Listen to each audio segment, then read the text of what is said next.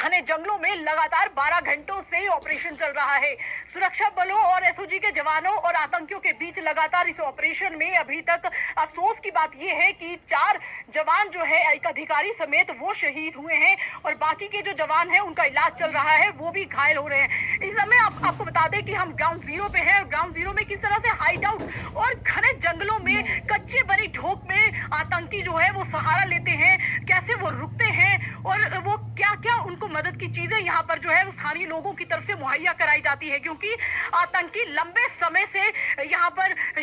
घुसे हुए हैं और लंबे समय तक उनको खाने पीने की चीजें भी मुहैया कराना बेहद जरूरी है। इस तरीके से वो पहले आतंकी जो है हमला करने से पहले वो लंबे समय तक रैकी करते हैं। आम इंसान की तरह वो बाजारों में घूमते हैं। डोडा या कठुआ इलाके में जिस तरीके से एक के बाद एक हमला हुआ, वो इलाके में घूमते हैं आम इंसान की तरह और पता ही नहीं चलता कि वो आतंकी है। वो साधारण से कपड़े पहनते हैं, बिना हथियारों के जखीरे के वो गांव में घूमते हैं, रैकी करते हैं, पता करते हैं कि कहां कहां सेना के कैंप है, कहां से सेना के वाहन जो है वो जाते हैं, कहां कहां उनकी कंपनियां मौजूद है, कहां उनके बंकर मौजूद है। तो लोकल लोगों से किस तरीके से वो रैकी करते हैं, अनजान बनकर यहाँ पर पहुंचते हैं। लगातार इन घने जंगलों में सर्च ऑपरेशन जो है वो लगातार जारी है। तस्वीरों में आप देखें किस तरीके से कच्ची बनी ढोक हमने दिखाई, ठीक उसी तरह से ये जो खड्डे पहाड़ी इलाके में यहाँ बने हैं, यहाँ पर भी वो सहारा लेते हैं क्योंकि घने जंगल है और ऐसे में हाइड आउट का भी वो सहारा लेते हैं।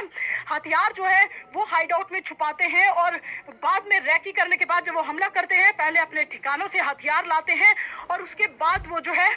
इन कच्चे घने बने घरों में जो है वो छुप जाते हैं। भारतीय सेना के जवान इस समय तस्वीरों में आप देखिए लगातार जो है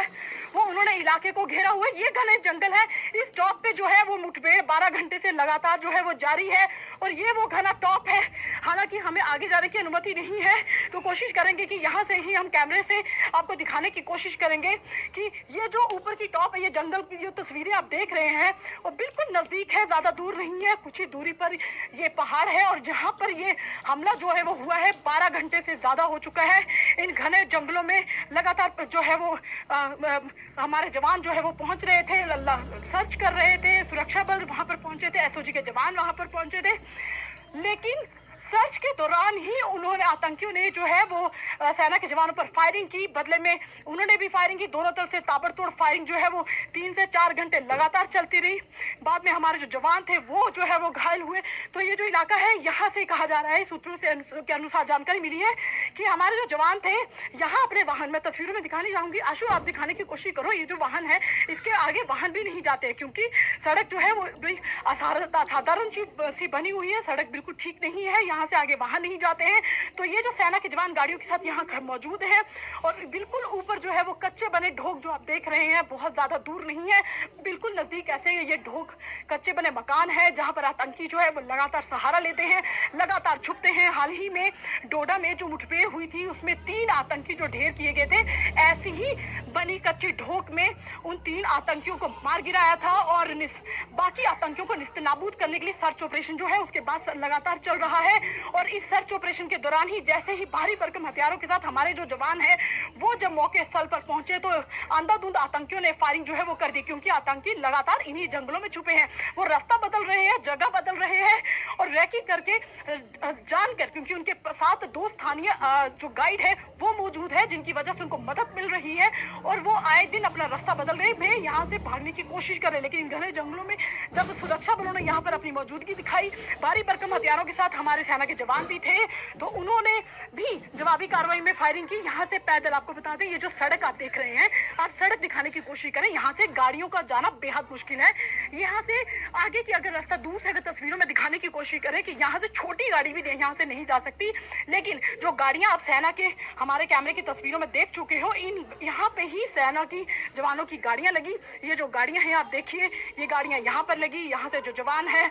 अपने भारी भरकम हथियारों के साथ इसी रास्ते से होते हुए उन घने जंगलों में गए तो सर्च ऑपरेशन के लिए थे, लेकिन उनको नहीं मालूम था कि हम सर्च ऑपरेशन के लिए जा रहे हो, आगे जो आतंकी है वो घात लगाकर बैठे होंगे और उन पर हमला कर देंगे। आए दिन हमारे भारतीय सेना के जो जवान हैं देश की रक्षा करने के लिए वर्दी पहनते हैं, घने जंगलों में आतंकियों को ढेर करते हैं, निस्तेनाबूद करते हैं, लेकिन आतंकियों को नहीं पता कि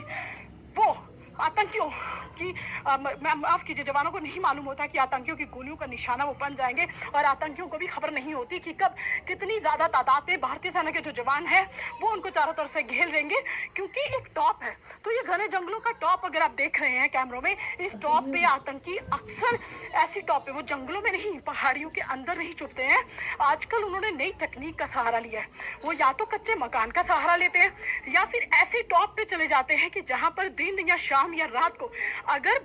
सुरक्षा बल वहां पर पहुंच रहे हैं तो उनको पता चल जाए। जाहिर सी बात है, घने जंगल है, रात में अगर सेना की पार्टियां वहां पर पहुंचती हैं तो वो टॉर्च या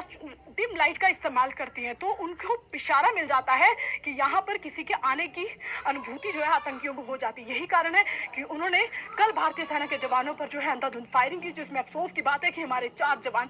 एक अधिकारी के समेत शहीद हो गए। इलाके को